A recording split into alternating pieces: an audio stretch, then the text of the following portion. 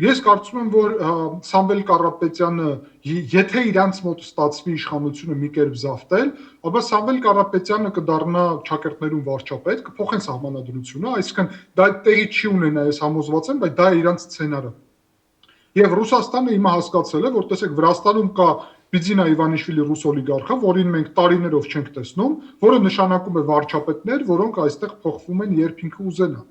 Կա հիմա նոր մոդել, սա 2012 թվականի մոդելն է։ Հիմա կա նոր բան, արհեստական բանականություն։ Այսինքն Սամվել Կարապետյանը դառնում է վարչապետ, դրանից հետո մենք Սամվել Կարապետյան չենք տենում այլևս։ Խոսում է արհեստական բանականությունը մեր հետ եթերներից, հարցազրույցներ է տալի արհեստական բանականությունը, որոշումներ է կայացնում, փակ է դառնում։ Սա ոչ թե վարչապետ Փաշինյանի օրակարգն է, որ փողոցում կարող ես իրան հանդիպել կամ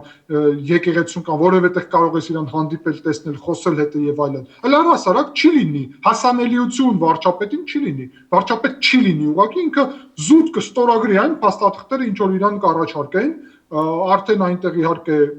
ԱԱՑ-ն նորից ԿԳԲ-ի ազդեցության տակ կմտցնեն եւ Հայաստանը կղեկավարեն արդեն անձի առանց անձի, հասկանում եք, որովհետեւ իրանք հասկացել են Վրաստանի դեպքում, որ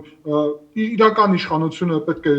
թաքնված լինի եւ վարչապետներ փոխեն, որ մարդիկ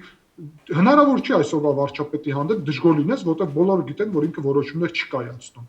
Իսկ Հայաստանում առհասարակ կարելի է այնպիսի համակարգ ստեղծել, որ վարչապետ նույնիսկ չլինի իրականում։ Այսինքն ես կարծում եմ, որ Ռոբերտ Քոչարյանի սցենարը կա, բայց ավելի սարսափելի սցենար է օրակարգում, դա վարչապետն է, որը արհեստական բանականություն է, այսինքն դու դրանից հետո չես կարող իրան փոխել, որովհետև ինքը չունի էլ էմոցիաներ, սա ԿԳԲ-ն է, որը վերահսկում է արդեն պետությունը